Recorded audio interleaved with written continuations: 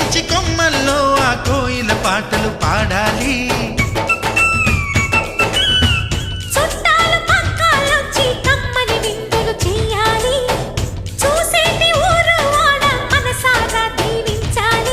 నలుగురు కలిసి చేతులు కలిపి మన కలలన్నీ పండించాలి.